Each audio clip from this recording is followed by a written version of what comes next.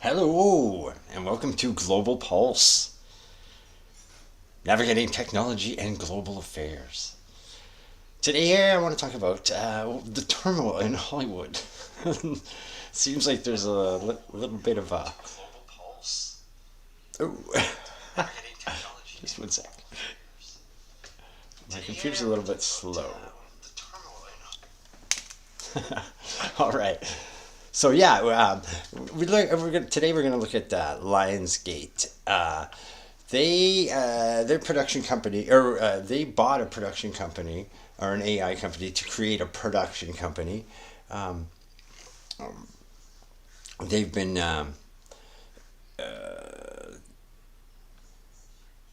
they bought them in 2024. And what they were trying to do is create a John Wick's kind of anime. What the CEO had said, he said, I want to be able to put a prompt in, and within 2 hours or 3 hours, have an anime movie of John Wick, whatever the prompt was. But apparently, the AI doesn't have enough data to create a really decent type of movie. It kind of always skews it ends up the iterations kind of end up skewing the entire genre, I guess. Let's look into it a little more here.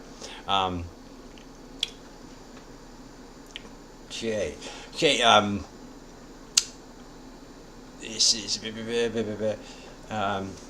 it strongly argues that Lionsgate's pursuit of AI filmmaking is a harmful and alarming direction for the industry. The author expresses deep concern over Vice Chairman Michael Burns' comment, which suggests AI could drastically cut production costs and turnaround times. And cheaper, better, cheaper, faster. That's what the CEOs always wanted, cheaper. So no matter what, that's what the direction it's gonna go. And if we really care about how things are gonna go, our children are already watching AI videos, and it's nothing for them. So just like when we accepted CGI, I think they're accepting kind of their AI like our CGI. Like when we accepted CGI, Toy Story, it actually blew us away. We're a little bit more cynical now as a society. So I think, whoa, is my volume's a little bit high here. We're a little bit more cynical as a society now. So I think that maybe our thoughts towards CGI would be different nowadays in today's world. If it's hard to say, because the internet kind of is the thing that caused our cynicism. So it's a double-edged sword, or not a double-edged sword, but it's a vicious circle. But anyway, so what Michael Burns, he wants to try drastically cut production costs and turnaround times. Movie making as easy as generating a movie in 3 hours. Crucially, the text stressed that the approach,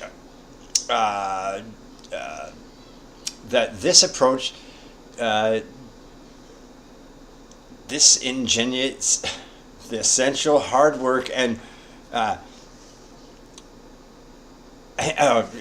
creative vision contributed by human directors and writers like Christopher Nolan and Ryan Coogler. Coogler, I'm not sure who that is. Whose distinct style are vital to the film's success.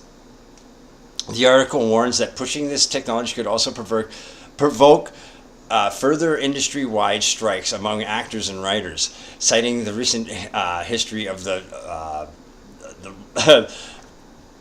recent history of the disastrous business decisions that failed projects at Lionsgate as evidence of poor judgment. They're not very happy with some of the results. Some of the results are a little less than mediocre. But and they've invested enough money into it that I don't think they're going to let it fail altogether. And I think with enough people on it, and to kind of polish the edges, it's not going anywhere. It's just having a few hiccups in a few days of the startup.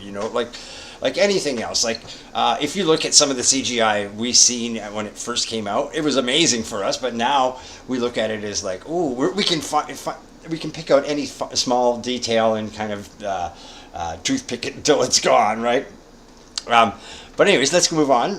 We're going to talk about another AI actress, Tilly Norwood, and this is something interesting. I know I'm just kind of getting my head around this whole story, but yeah, she's it's pretty interesting what they kind of snuck her into. I think they kind of snuck her into some sort of movie or some British television show or Australian or South African. I'm not sure. They had accents anyhow. There, yeah.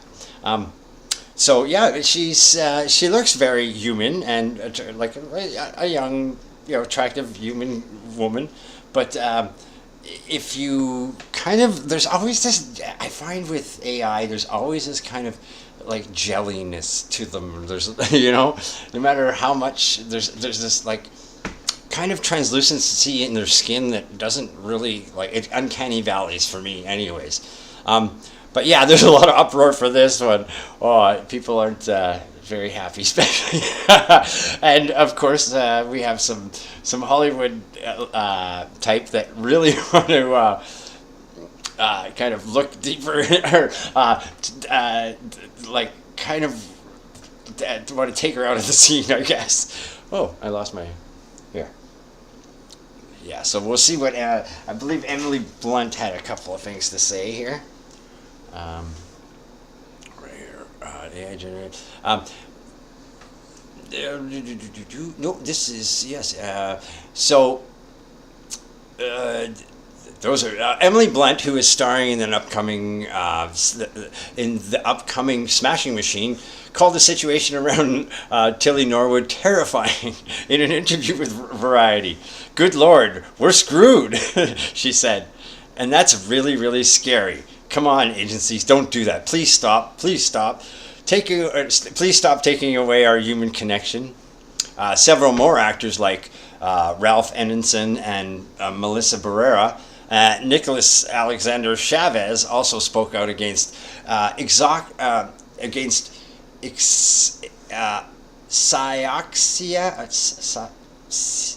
I should have looked this one up, but right here, where is it? Cyaxia. Oh wow, that's a tricky one. Well, anyways, they're the company that is running the AI in the background. Van der Velden, that's a pretty interesting name, addressed the backlash even before SAG and AFTRA weighed in on September 28th. She posted on Instagram through Tilly Norwood's account, no less, a statement saying that the AI's creation is not a replacement for the human being, but a creative work, a piece of art. She compares AI actors to artists, to artist tools like CG imagery, puppetry, or paintbrushes. Commenting on those posts were definitely not on the comments on the post were definitely not on Van der Velden's side. The people calling the situation embarrassing and exploitive. "You should release the names of every single individual Tilly was modeled after, and they should all receive royalties for anything grossed by this AI model," one person wrote. So yeah, people aren't very impressed with this. Well, if you look at it through Hollywood's eyes, Hollywood doesn't really want to invest any more money than it actually has to, right? It wants to extract as much as it can with putting as little as it possibly can in. And when you have actors that are, diva types. I don't know. Just actors that are to maintain a human being compared to an AI. They're sitting in boardrooms right now discussing this because there is a huge cost benefit to using these types of actors. It's gonna be like I said, our children are not gonna like an AI actor. That's not really a big deal for a child that's growing up in an AI world. No more than it was for us to see a puppet on Sesame Street. And we kind of knew it wasn't real, but we still kind of accepted it. We suspended our belief. Well, a lot of us actually, Snuffleupagus was real. I swear he was real. I seen him. A lot of us really kind of didn't like. We believed, but we didn't. Sort of like the Santa Claus type thing. It was after a certain age, you shed all those beliefs. So I think that we're worried about something that in the future won't really be a big deal. Like we as as a middle-aged man, I look at movies and I go, well, that's CGI or whatever. But when I look at when I start looking at AI, I can discern what it is. A child could probably do the same. So it's gonna kind of just throw it under the put it into the tray of what's the big deal. So if we really look at it that way, and the way Hollywood looks at things, there's a whole crop of a whole generation of children of young adults and children that are going to be growing up in this AI world, that it's not going to make a difference for them. They're going to have these eventually. The trends will kind of tip to their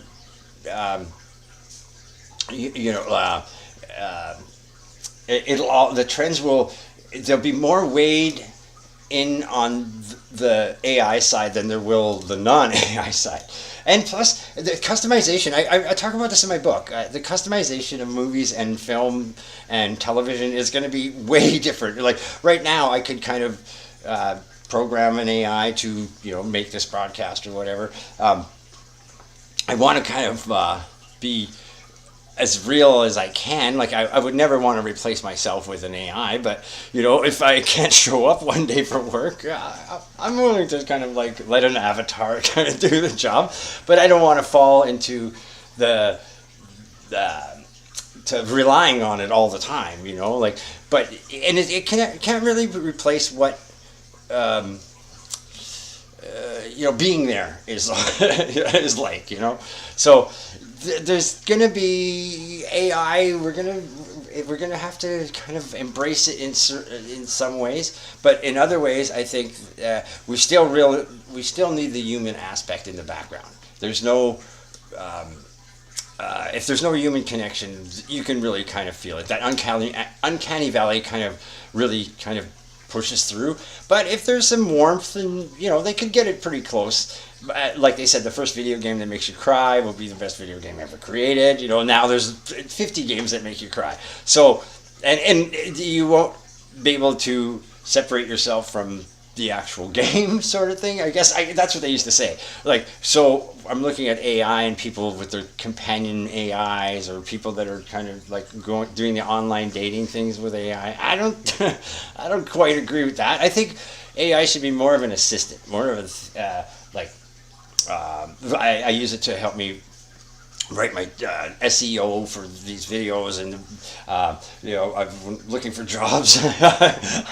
I'm anytime I'm writing a cover letter or whatever, I would use AI or but I think that, and if you're using AI right now, like some of these Hollywood people that are saying these things, they're using ChatGPT in the background. I know it. They're using it for recipes or whatever. They might not be using it for certain, writing movies or scripts, because they wouldn't believe to taint the craft with it.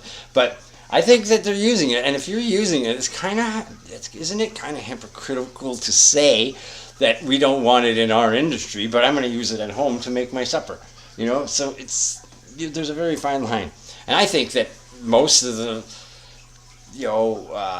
actors in Hollywood would literally if you could make an avatar of them and send them off to do like the boring stuff, of course they're going to do that. Like they have stand-ins, they have what do they call it, stuntmen for that kind of stuff, and if they have to reshoot a scene and they can't get the actor, they'll get someone that looks like them and they'll shoot them from behind, like so. Hollywood's a lie to begin with in the background. So, and it's all fake and it's all like make believe. So, so is Tilly, and so doesn't she fit? I don't know. Hollywood is going to have to answer that one. But really, Hollywood's not going to have to answer it. The audience is going to have to answer it. Anyways, that's my take on AI in Hollywood for today. I think I'm going to come back to this one tomorrow. Yeah, this has been Global Pulse, and I'm your host, Theodore Jacques Lavoie. And thanks for joining me, and hope to see you next time. And don't forget to subscribe and like. All right. How do I fade out? Okay. And we'll go like this. And we'll fade to black. All right. Bye-bye.